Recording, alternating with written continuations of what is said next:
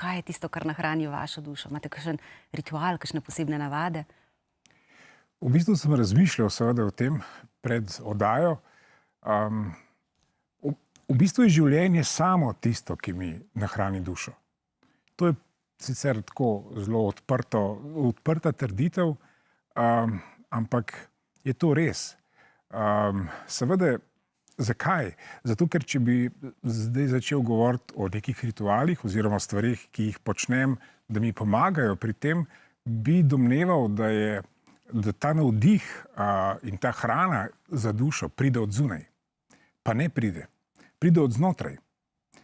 In seveda te zunanje stvari, ki so seveda rituali, v mojem primeru je to kolesarjenje, je to, ne vem, branje, lahko je kuhanje,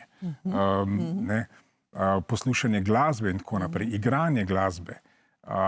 To vse polni dušo, ampak iz notranjosti v resnici. To so aktivnosti, s katerimi jaz naredim prostor, zato da to sploh lahko pride ven.